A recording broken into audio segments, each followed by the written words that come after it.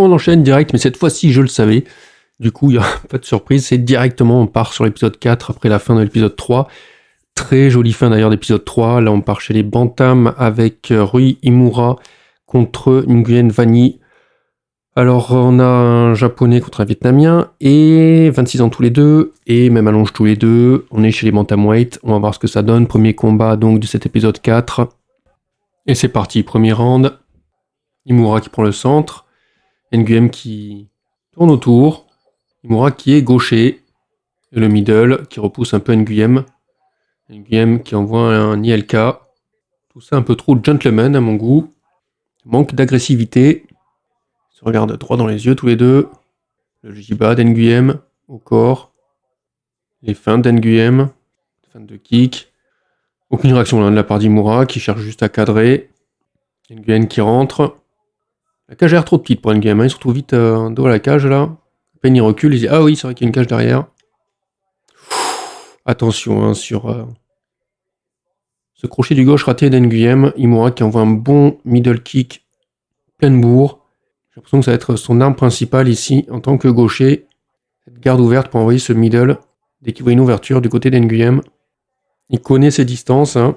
Ouh, cette fois-ci c'est Nguyen qui envoie un bon middle. Ça étonne un peu Imura d'ailleurs. Attention, il prépare à envoyer son crochet du gauche sur l'entrée d'Nguyen. Finalement, il part en double leg contre la cage. Nguyen qui doit se défendre. Imura qui balaye la jambe. Nguyen qui se relève aussitôt. Imura qui reste dans son dos. Nguyen qui tente d'enlever les mains. Et en se relevant en même temps, Imura lui prend le dos tout de suite. Body triangle. Et qui va chercher tout de suite le rear naked choke. Nguyen il voit que c'est téléphoné. Il va s'en défendre. Ce qui va être problématique, c'est si Imura enchaîne les menaces, et alterne les menaces, entre le rear naked choke et autre chose. Pour l'instant, non. Du coup, Nguyen a juste à se défendre de cette menace. Il le fait très bien. Mais ça risque d'être une séquence très longue. Il s'est défendu, il va chercher à détacher Imura de son dos. Imura qui va retenter encore étranglement arrière. Nguyen qui est d'un coup pris entre les deux initiatives. Sortir Imura de son dos et défendre l'étranglement arrière. Imura, de toute façon, est connu pour ses victoires par soumission. Nguyen qui avait réussi un peu à s'en défaire.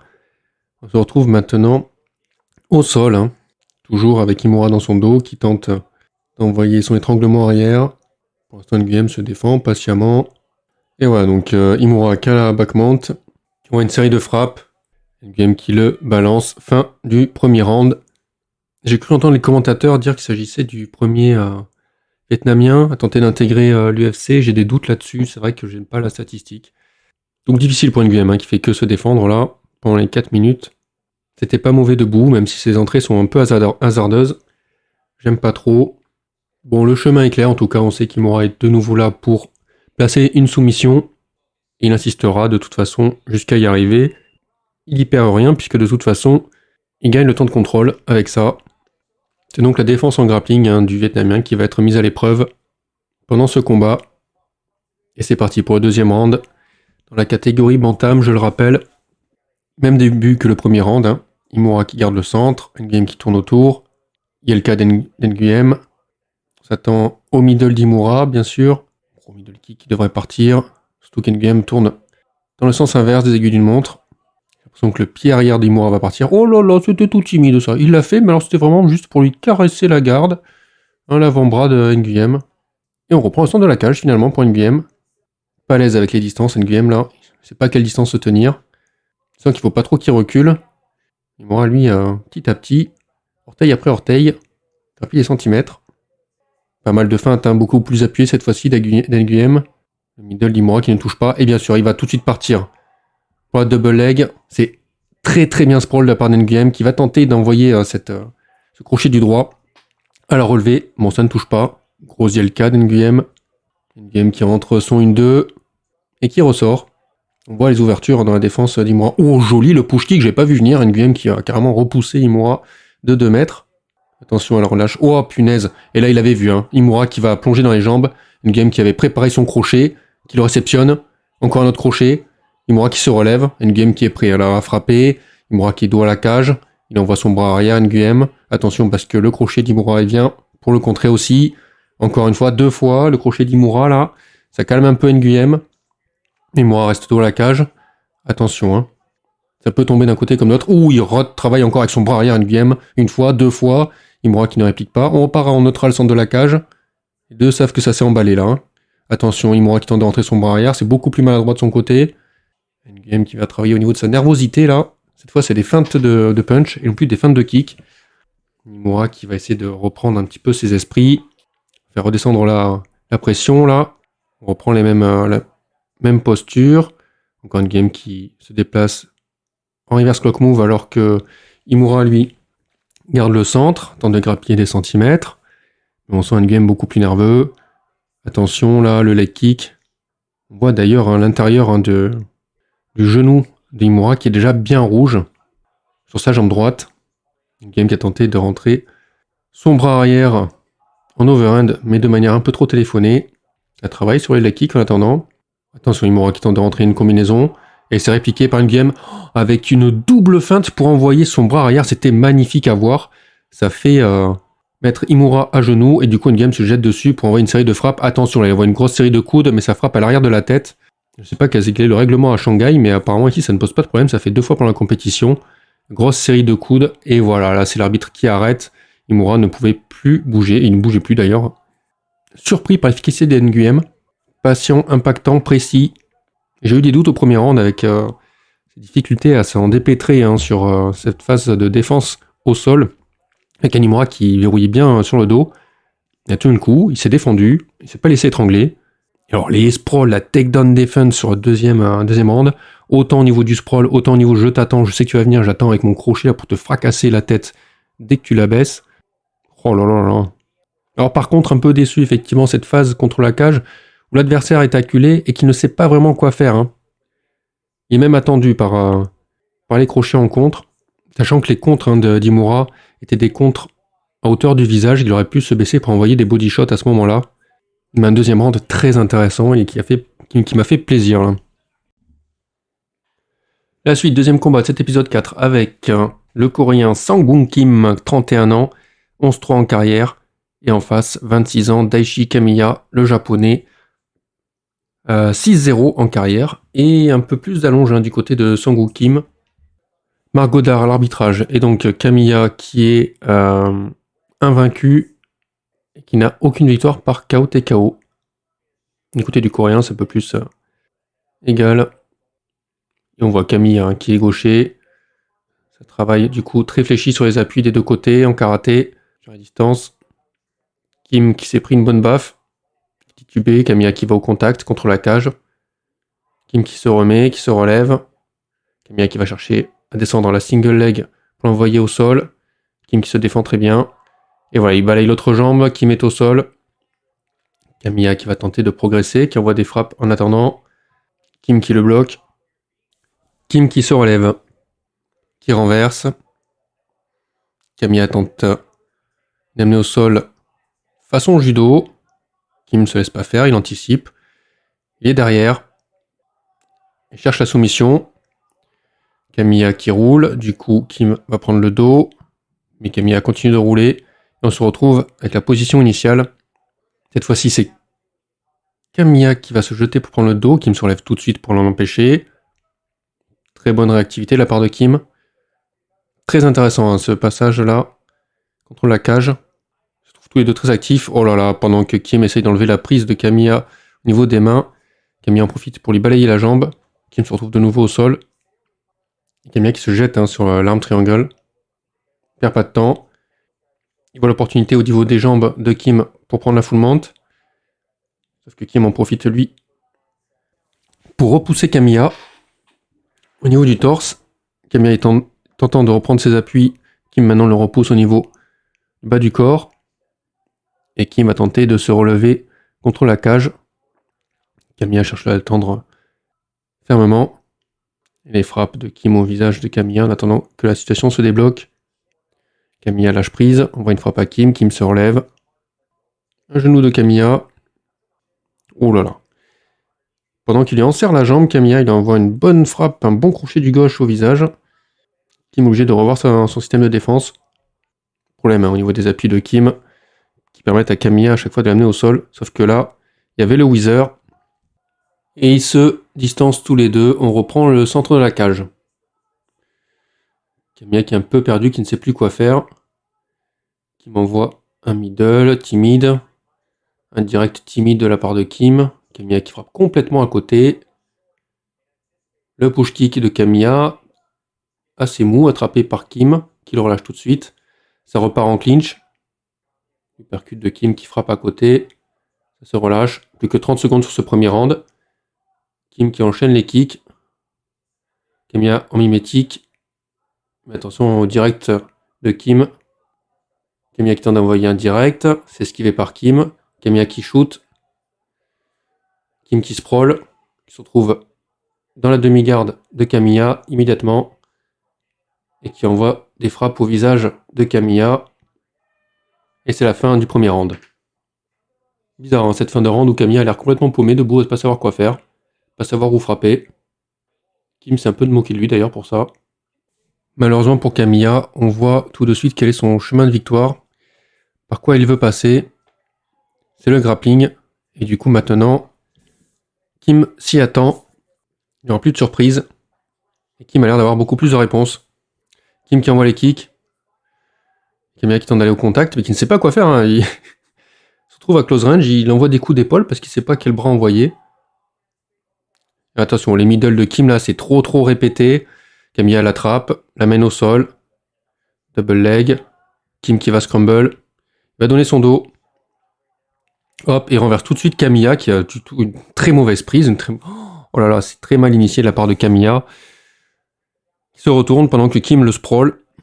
Kamiya s'accroche à sa single leg. Tente de balayer la jambe de Kim qui l'envoie au sol. Mais Kim a déjà anticipé la séquence. Du coup, il le renverse. Et ça scramble très bien. Kim qui se relève tellement bien qu'il se retrouve dans le dos de Kamiya. Va vouloir s'y accrocher. Kamiya qui tente d'enlever la prise au niveau des mains. Et là, la situation est inversée par rapport au premier round. C'est Kim qui lui bloque la jambe et tente de renverser l'autre jambe. En tendant la sienne d'ailleurs, au lieu de balayer par l'intérieur, Kamiya se laisse tomber au sol avec un Kim en side mount qui l'empêche de se relever. Kamiya qui ne fait plus rien. Plus rien. Juste là, regardez ce qui se passe autour de la cage. Kim en profite pour envoyer une bonne série de frappes. Kamiya essaye de bouger, c'est laborieux. Kim attend de voir où est-ce qu'il veut en venir pour voir quoi attaquer derrière. Il se trouve basculé à l'avant, du coup Kim se relève. Kamiya tente de le plaquer contre la cage. Tente de lui percute en rupture, heureusement c'est passé à côté. Bonne initiative de sa part. On se retrouve en neutral au milieu et Kamiya qui va shooter parce que j'ai l'impression que de toute façon il ne sait pas quoi faire d'autre. Ouh là là, il ne tient même plus debout Kamiya. On est à close range. Il sait même pas quelle frappe envoyer et Kim lui envoie une série de droites là, direct.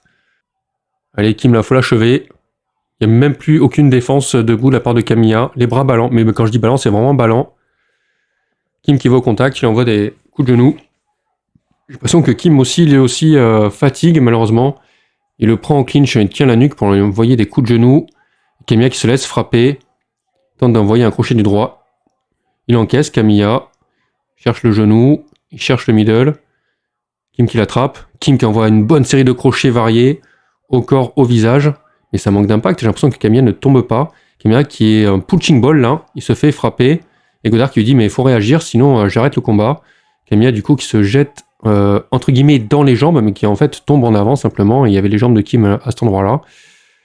Et du coup Kim qui sprawl entre guillemets, hein, qui est juste en train de tourner autour. Qui le prend là maintenant en crucifix et qui envoie une série de frappes sur Kamiya. Kamiya qui a ensuite en fait tellement épuisé quoi que... Et là Godard je pense qu'il faut arrêter le combat parce que Kamiya ne bouge plus et il se prend une série de coups de poing au visage. Même si j'ai l'impression que les frappes de Kim manquent d'intensité. Ah, il passe au coude. Kim envoie des coups de coude désormais. Le crucifix n'est pas forcément très bien verrouillé mais de toute façon Kamiya ne bougeant pas, ça sert vraiment à rien de le verrouiller. Il va juste envoyer une série de frappes. Et ça continue, ça continue, ça continue. Je pense que Godard va arrêter. Ou enfin, ça y est. Godard arrête le combat là-dessus. Alors Kamiya reste au sol, mais simplement parce qu'il est très fatigué. Je pense que c'est pas les frappes qui l'ont étourdi. Donc bon travail de la part de Kim, sauf ce manque d'intensité dans les frappes, manque d'impact. Et concernant le combat suivant, troisième combat de cet épisode 4, c'est intéressant. Intéressant en termes de short notice, on va dire, puisque à la base, Koren devait affronter T, mais Koren était en contrat apparemment ailleurs, donc n'a pas pu participer à cet événement. Du coup, Lawrence, lui, remplace Koren, sauf que c'est T qui ne peut pas combattre, donc Lawrence, lui, on lui trouve un remplaçant, un personne de King Gezang. Tale of the Tape, on est chez les Bantams. Donc Zhang, underdog, à 16-7 en carrière, 24 ans. En face, Lawrence, lui, donc 28 ans. Plus grande allonge, il a 5-1 en carrière et part léger favori. Et c'est le coup d'envoi avec Zhang qui prend le centre de la cage, lui qui tourne autour. Et voilà, au moment où il envoie le calf, lui qui envoie un direct, ça sonne lui tente de lui attraper les jambes pour temporiser par la lutte. Zhang qui défend par les tentatives de guillotine. Lui qui revient à la charge, le sprawl de Zhang pour la guillotine. Lui qui insiste en accrochant la single leg. Zhang qui accentue son sprawl, ça relâche, et lui qui va envoyer une droite à le relever pour ensuite redescendre chercher la single leg. On se retrouve contre la cage avec un Zhang qui se défend et lui qui va tenter d'attraper la jambe, mais pas du tout, en fait il n'y arrive pas du tout, on voit que lui n'est pas à l'aise sur cette phase, pourtant c'est lui qui l'initie, beaucoup moins technique que les combats qu'on a vus avant, dans les clinches contre la cage. Zhang qui glisse sur sa gauche pour sortir de la cage, et lui qui descend, qui va chercher, encore une fois, une amenée au sol, c'est complètement avorté parce que c'est mal amené. Et on voit un petit coup de genou, Zhang qui en profite pour renverser. Zhang est désormais à l'offensive contre la cage. Et lui qui tente de renverser à son tour. Coup de genou de lui encore. Coup de genou au corps. Lui qui renverse. Zhang qui se détache. Centre de la cage. Pas mal de feintes de lui au niveau du buste là. Zhang qui reste à distance de kick. Aucune frappe envoyée. Et Zhang qui tente de rentrer cet overhand, sauf que lui il attend avec un crochet du gauche. Zhang qui finit par rentrer et lui, alors là il n'y a aucune défense. Tout ce qu'il fait c'est attraper Zhang et le plaquer contre la cage. Zhang qui se défend très bien. Lui qui n'arrive pas à progresser. Zhang se relève encore. Lui cherche à le plaquer et le maintenir contre la cage. Fin du premier round. Lawrence, lui, qui part favori sur ce combat, alors que selon moi, quand je vois ça, je me dis il a rien à faire dans cette compétition. Pas du tout le niveau. J'ai cru voir des membres de la team City Kickboxing, là, dans son coin. On repart deuxième round. Oh là là, le front kick de Louis, complètement à côté. Zhang qui veut l'attraper pour le projeter au sol. Attention maintenant, lui qui se défend au niveau de sa garde contre les attaques de Zhang. Zhang qui va varier ses frappes. Attention, lui qui l'attend toujours avec ce crochet du gauche. En contre-entrée. Voire en jab, direct là. Ça ne connecte pas, malheureusement. Et Zhang se montre bien plus actif. Même s'il ne touche pas grand-chose. C'est pas très propre tout ça. Bon direct du droit de lui en contre. Voilà, toujours cette feinte de frappe au visage pour ensuite descendre, changer de niveau. Comme au premier round. Et c'est reparti pour une phase contre la cage. Difficile pour lui de progresser puisque Zhang se défend très bien. Et voilà. Zhang s'est relevé. On se retrouve en neutral, au centre de la cage. Pas mal de feintes de changement de niveau. À côté de lui. Zhang qui commence à être épuisé. Ses crochets sont dans le vide. Lui arrive de plus en plus à frapper, notamment sur ses frappes directes. À toucher. Oh, joli là. Ce cross jab de lui. Attention, la frappe directe derrière. Mais par contre, Zhang, ça y est, il reprend du poil de la bête. Il envoie une série de crochets. Passe à travers la défense de lui. Ce qui est pas mal. Lui, il tente de répliquer avec des crochets. Avec des coudes également. Petite technique Muay Thai là qui se mettent en place. Notamment quand on est au contact, comme ça, aussi proche. Que des coudes quasiment de la part de lui. Et ça fonctionne bien. Parce que Zhang arrive toujours avec les mêmes entrées et les mêmes collisions. Ça, c'est un peu bête de la part de Zhang. Il a dû se prendre peut-être pas loin de 10 coups de coude comme ça directement dans le terrain. À répéter la même entrée. On repart en contrôle la cage. Initié par lui. Et Zhang qui va se défendre. Il renverse. Ça rompt la distance. Et ça repart en neutral au centre. Quelques coups de lui à rupture. Attention le jab de lui. Encore un jab de lui. Lui qui lui envoie des jabs au corps. Il travaille beaucoup sur cette jab là. Sur cette séquence. Zhang qui n'arrive pas à rentrer. Ouh, feinte de jab pour envoyer un direct du bras arrière. Zhang qui recule, hein, qui va de nouveau vers la cage. Ouh, attention, cette fois-ci il rentre par-dessous. Et il envoie un gros crochet du gauche. L'arbitre qui arrête. Zhang qui pense qu'il a gagné, mais il y a un temps mort. Et en fait, il a envoyé un penalty. Je ne sais pas si c'est autorisé dans la compétition en Chine. Zhang qui pensait avoir mis KO. Et l'arcade bien ouverte, Zhang. On va voir les explications. Est-ce qu'on va voir le replay? Parce qu'effectivement, à partir du moment où il se prend ce crochet du gauche, large crochet, ce swing là derrière la tempe, Zhang se jette sur lui. Alors c'est pas une faute. Par contre, Zhang se me trouve plus agressif. Et lui qui était un peu encore sonné. On a vu au ralenti effectivement qu'il avait retenu sa frappe et qui était partie dans le corps de lui. Il s'est rendu compte qu'il ne fallait pas faire ça au dernier moment. Oh là là, c'est difficile de juger ce deuxième round. Sur cette dernière minute, Zhang qui reprend vraiment le dessus. Alors que lui a montré de très bonnes choses. Hein. Moi qui voyais au premier round, je me disais mais qu'est-ce qu'il pourrait foutre à l'UFC celui-là? On a vu, c'est le genou quand même. Hein. Et le genou qui a bien percuté au niveau de la tête de lui. Voilà, cette série de coudes de lui là. Et les jabs ensuite derrière. Alors Zhang a encaissé les coudes, hein, mais en même temps qu'il a envoyé ses crochets. Troisième round. Un combat à rebondissement. Oh là là là, lui qui fonce un droit devant comme un taureau. Zhang qui fait un pas de côté, qui envoie un crochet au corps. C'est propre. Tout bondissant, tout excité, Zhang. Attention par contre à ne pas se faire voir, parce que lui a quand même une bonne défense, on l'a vu, hein, debout finalement, avec ses coudes et ses jabs. Et ce crochet du gauche en contre. Et également ce direct du droit qu'on a vu de temps en temps. Ça va au contact. Et voilà, ça y est, c'est reparti du coup. Lui fait valoir ses coudes quand ça va au contact. Et Zhang fait valoir ses crochets, ses larges crochets. Ça fonctionne pour les bonnes distances. Et voilà, sauf que lui a une bonne lecture. Le jab qui fait tomber Zhang. Et du coup, lui qui persiste sur ses jabs. C'est fou, hein, il y a un truc qui marche. Les mecs, il faut qu'ils répètent ça en boucle. Ouais, le jab de lui encore. D'ailleurs, après, à la limite, pourquoi pas, si ça continue de marcher, Zhang, je vois qu'il s'adapte pas à ses jabs. Comme tout à l'heure, il ne s'est pas adapté au coude. Ouh, joli par contre, là, le high kick de lui, je l'avais pas vu venir. Pas de conséquences. Attention, voilà, il arrive. Tête baissée, Zhang pour envoyer une série de crochets. Pas suffisant au niveau de l'impact. Lui a de quoi contrer. Avec quelques frappes directes. Par contre, Zhang s'essaye lui aussi aux frappes directes, ça ne fonctionne pas. Alors que lui, très bon timing et très précis sur cette jab là.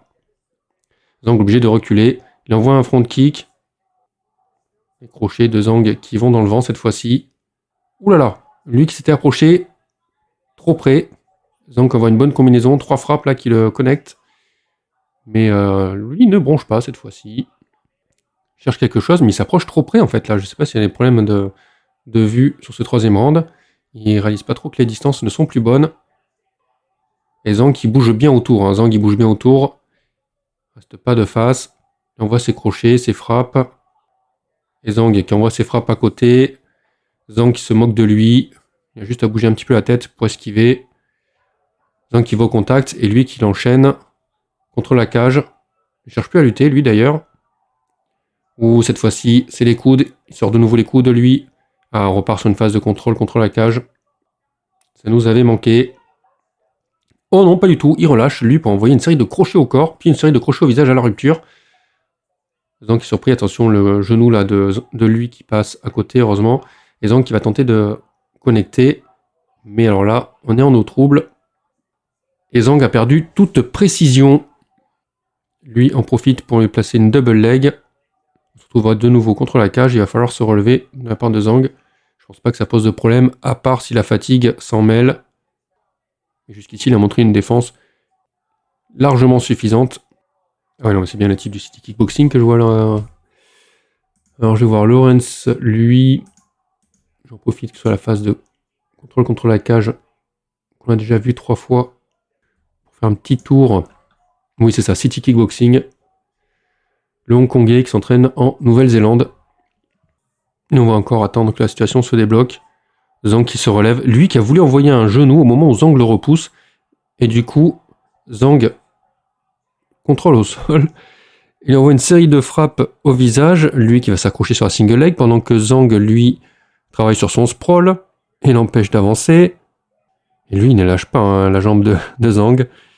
Zhang qui se relève. On se retrouve contre la cage avec lui qui le repousse. Et qui le contrôle. Ça y est, lui qui relâche tout de suite pour envoyer des coudes. Et hop, de nouveau, repartir sur le contrôle. Sauf que Zhang lui maintient la tête sous l'aisselle. Fin du 3e round. Décision. 29-28 pour lui. 29-28 pour lui. Et 29-27 pour lui. Tale of the Tape pour ce prochain combat. Yuji Efoiga, japonais, grand favori, 11-0, invaincu, 25 ans tous les deux en face, un Don Marfan, pardon. 6-2 en carrière, gros underdog. C'est le dernier combat de ces quarts de finale, puisqu'après, on en reparlera. Mais ce sera la finale de l'an dernier qui n'a pas pu avoir lieu, qui est reportée du coup à maintenant. Entre Xibin et Zhu Kangji. Thomas Fan à l'arbitrage qui lance ses hostilités. Et tout de suite un Marfan qui tente d'envoyer ses leg kicks. Le middle. Le japonais qui répond hein, avec ce gros calf kick là. Très sautillant tous les deux, hein, Foviga et Marfan. Encore un calf kick, un des Foviga. Marfan qui va au contact, clinch contre la cage. Foviga qui cherche l'underhook. Qui va même essayer d'attraper les couilles hein, de Marfan. Et Marfan qui insiste et qui le plaque solidement contre la cage. Bon travail sur les appuis de part et d'autre. L'Australien qui insiste, mais Foviga a réussi à avoir les underhooks. Du coup, Marfan insiste sur la single leg désormais. C'est de balayer la jambe, de le projeter. Foviga qui se défend très bien. On revient au contrôle contre la cage. Le renversement des Foviga. Foviga qui envoie des frappes. Marfan en profite pour renverser. Foviga, très bonne position, renverse à son tour. Il envoie des frappes. Marfan renverse. Et ainsi de suite. Ah, le clinch passe au milieu de la cage. Foviga qui envoie de lourdes frappes. Attention, Marfan l'attend avec un coude en contre-entrée. Foviga qui, de nouveau, vient au clinch contre la cage. Et envoie des frappes. Genou de Marfan en défense. Marfan qui envoie même des coups de coude au visage de Foviga. On reprend les distances. Foviga au centre de la cage. Inside leg kick. Bonne feinte de la part des Foviga. Marfan qui fait semblant de rentrer pour ensuite chercher le takedown. Très bien exécuté. Il se trouve dans la demi-garde des Foviga. Marfan qui commence à avoir une bonne prise.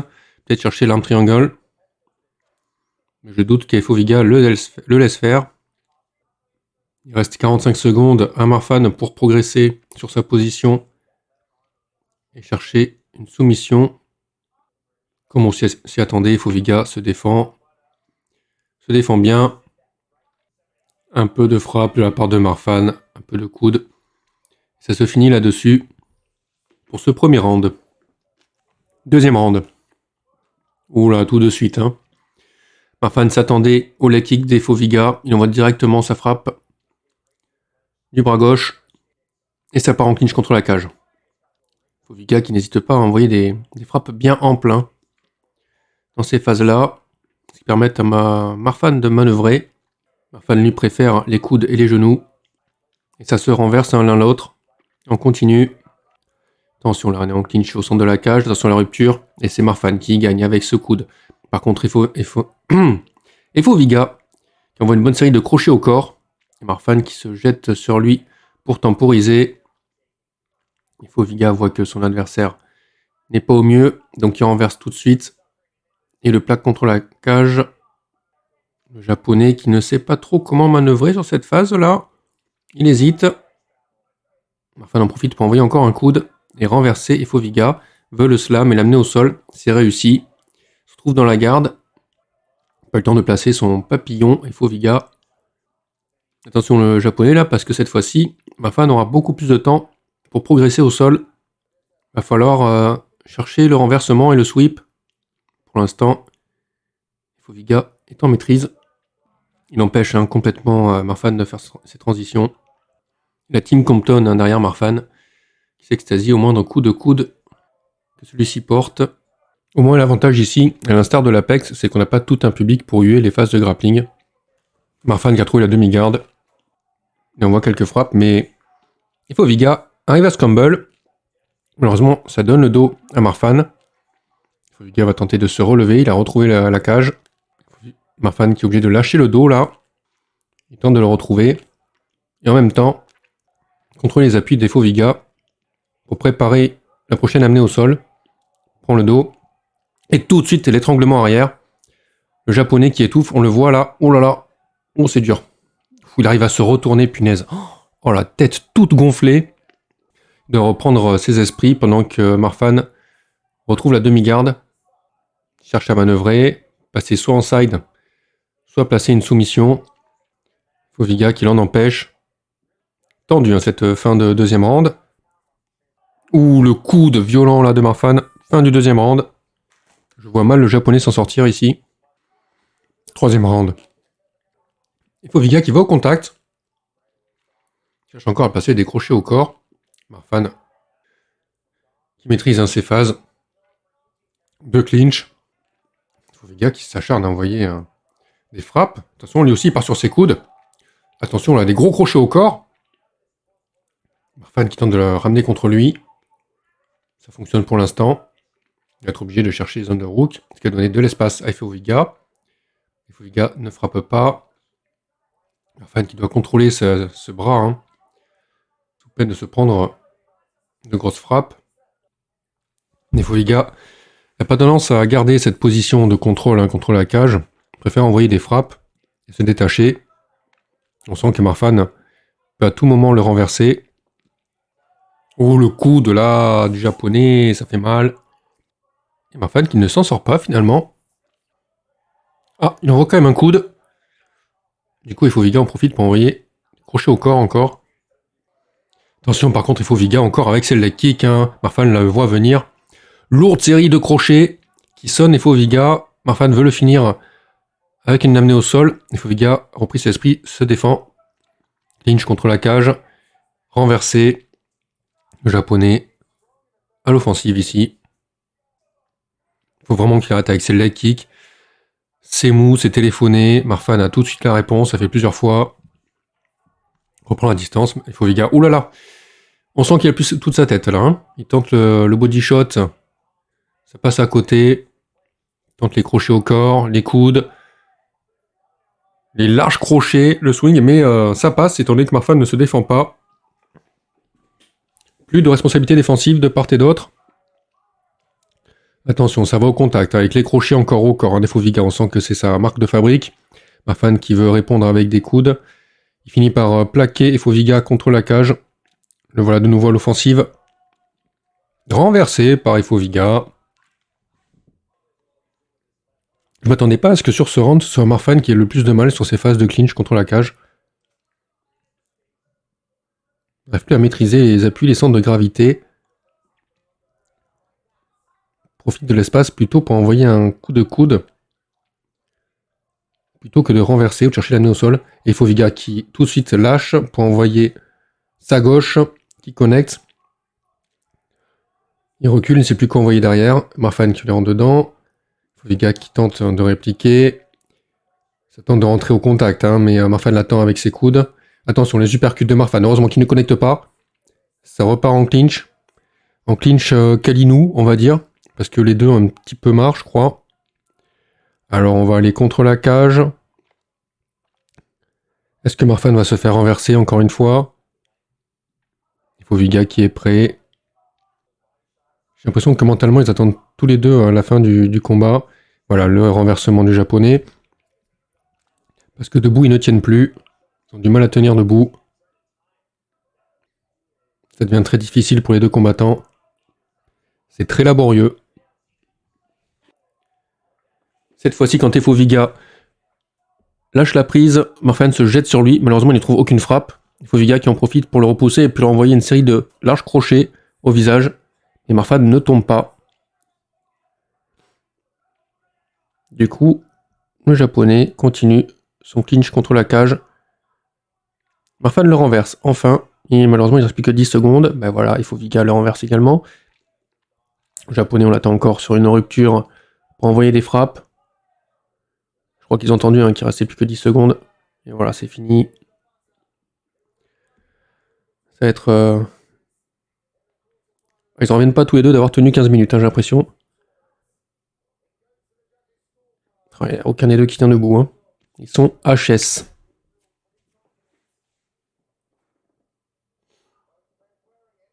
Et la décision. Les 3 juges donnent 29-27 pour Dom Marfan. Il est bien vénère là, le japonais, d'avoir perdu. Et on y va, c'est parti, dernier combat. Cette session, on n'est plus chez les quarts de finale, on est carrément sur la finale. Là, il y a le contrat à l'UFC qui est au bout. Parce qu'on est sur Song Gangji contre Xibin, qui devait avoir lieu à Macao en novembre dernier, la finale, la saison 3. Finalement, ça a été reporté.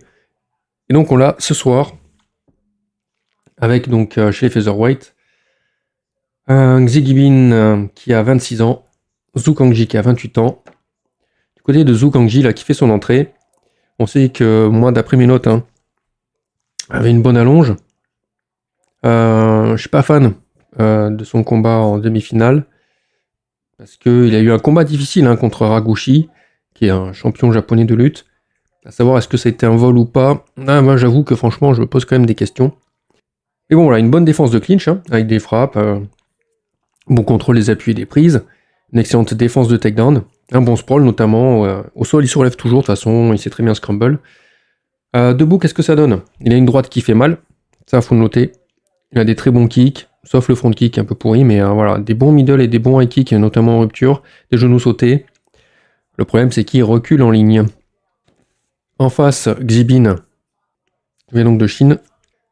Alors lui, il envoie des cross jabs à toutes les sauces. D'ailleurs, il a des bons jabs, dont notamment des jabs au corps. Il y a un solide 1-2 out, vraiment. Il ressort tout de suite. Et son 1-2 est très solide. Au niveau des patterns, il se déplace vers la droite, en général, toujours.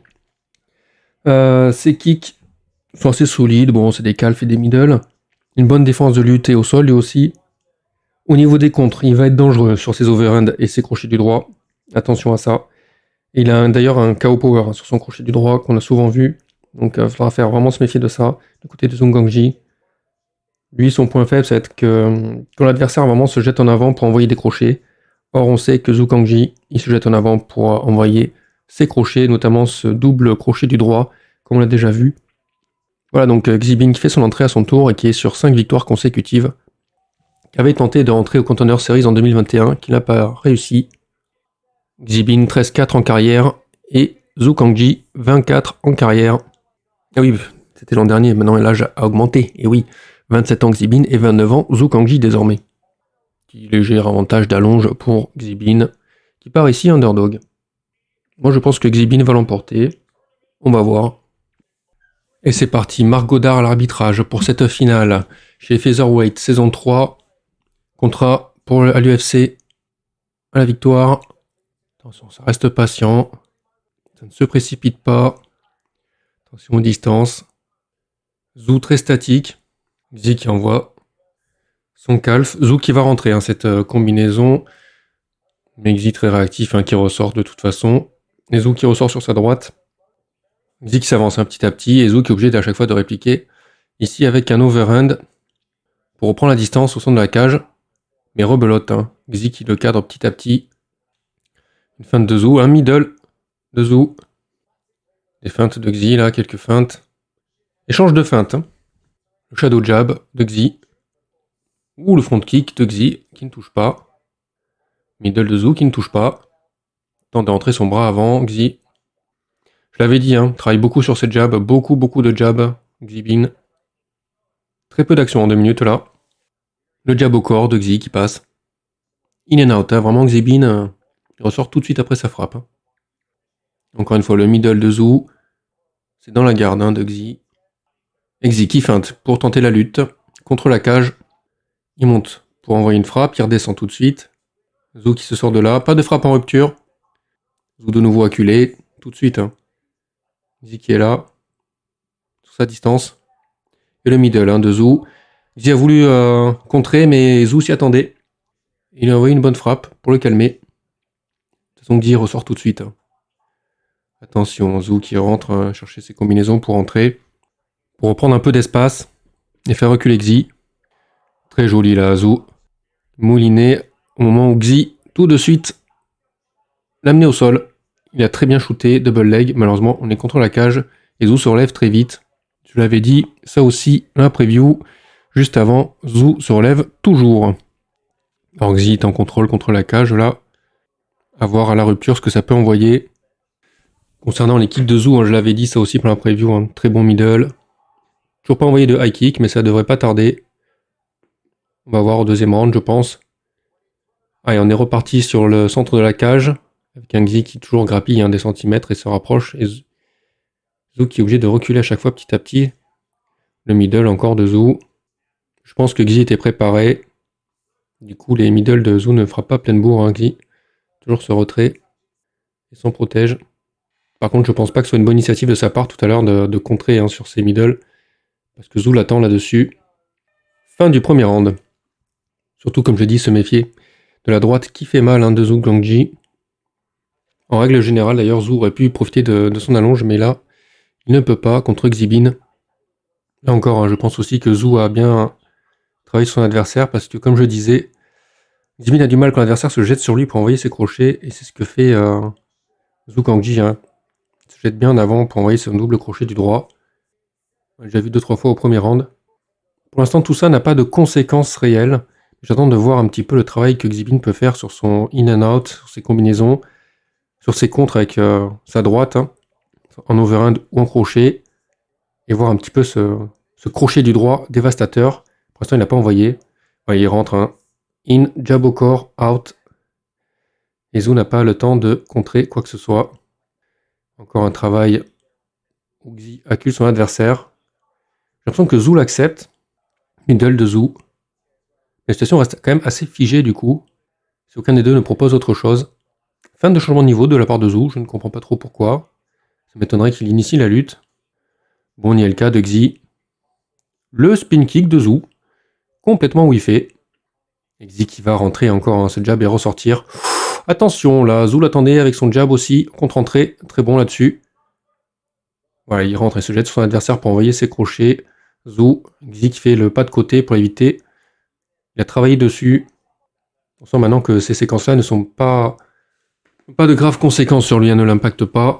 Il a trouvé la parade, il sait comment faire maintenant. Donc c'est plus un point faible. C'est bien, on voit qu'il progresse. Il se jette sur Zhu, initie la lutte. Encore une fois, ça va être très laborieux. Zhu ne craint pas ces phases-là. Il a une excellente défense. D'ailleurs là, il s'est tout de suite relevé, on est en contrôle contre la cage. Et voilà, ça se libère. On se retrouve au centre de la cage. Le front whiffé de Xi. Le middle, encore une fois, de Zhu. Qui est paré de la part de Xi. Ou le jab, attention là, le check hook de Zhu qui est pas passé loin, mais vraiment il ressort tout de suite, Xi, c'est fou. Il envoie sa frappe, et tout de suite il reprend sa distance. Il n'arrive pas à placer son crochet du gauche, Zhu là. Même quand Xi envoie un leg kick. J'attends vraiment de voir ce crochet du droit de Xi quand il va sortir. Pour l'instant, on a dépassé la moitié du combat et je n'ai toujours pas vu le front kick whiffé encore de Xi. Un front de Zhu, séparé. Le jab whiffé de Xi. Calf whiffé de Xi. Le middle de Zhu encore. La fin de frappe de la part de Xi pour descendre. Double leg, amené au sol. Ça ne sert strictement à rien. Encore une fois, encore une fois, et encore une fois. Zhu qui s'enlève tout de suite. Et là, ça se libère tout de suite. Ça se sépare. Pas de frappe à la rupture. Zhu qui fait une feinte de changement de niveau pour envoyer son jab. C'est l'inverse de ce qu'il vient de faire avant. Encore des feintes de changement de niveau de la part de Xi. Zhu qui a l'air très crispé là. Le jab où il fait de Xi. Le calf où il fait de Zhu. Le 1-2 où il fait de Xi. Zhu qui tente à rentrer sa combinaison. Xi qui recule en ligne. C'est où il fait de la part de Zhu. Le jab de Zhu qui touche l'épaule de Xi. Je ne vois pas les contres de Xi. Encore un jab. Xi, Xi qui se jette dessus sur ce middle là. Ça ne touche pas. Zhu qui était sur le reculoir. Attention, ça clinche la part de Zhu. Xi qui envoie un uppercut. Zhu qui relâche tout de suite. Plus que 20 secondes.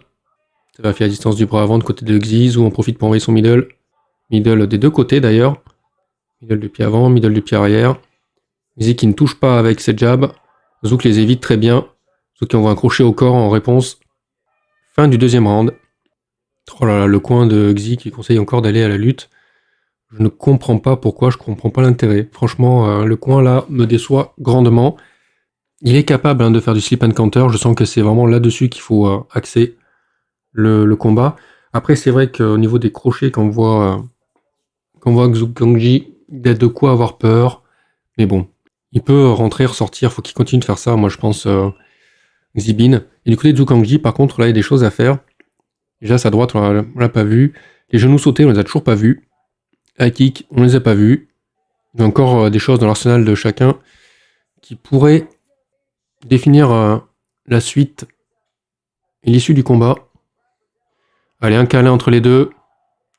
En regardant les caméras, voilà. Pour toi, public. Xi qui rate ses frappes en ligne. Zhu les esquive. Quelques Steve double jab là, mais ça manque d'intensité. C'est plutôt du shadow. Shadow jab. Zhu qui envoie encore ce middle dans le bras de Xi. Et Zhu qui fonce tête baissée, je ne sais pas pourquoi. Xi qui le repousse. Enfin, il a l'habitude de foncer tête baissée, mais là, Xi, comme n'ayant pas reculé, Zhu ne savait pas quoi faire, s'il devait l'amener au sol ou pas, il était pas prêt.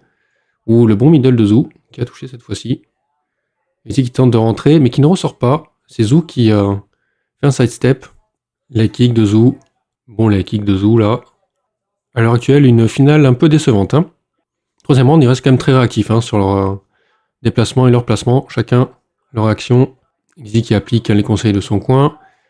Bonne fin de jab pour aller ensuite lutter. Xi qui prend le dos, enfin qui cherche à prendre le dos. Zhu l'en empêche. Aucun des deux n'a fait suffisamment pour remporter le combat, à mes yeux. Et de fait, je me demande si celui qui va perdre du coup ce combat pourra de toute façon, sans vouloir, de ne pas avoir donné ce qu'il avait à donner. Même si j'ai l'impression que du côté de Xibin, c'est plus les erreurs de coaching qui en sont à l'origine. En cas de défaite, Zhu a l'air crispé, je sais pas, par l'enjeu peut-être. Gagner un contrat à l'UFC sur un combat comme ça, c'est un peu triste. Les demi-finales étaient plus intéressantes. Donc Xi qui en attendant s'accroche toujours sur le dos de Zhu. Et Zhu il tente d'envoyer des coups de coude derrière en visant la tête de Xi.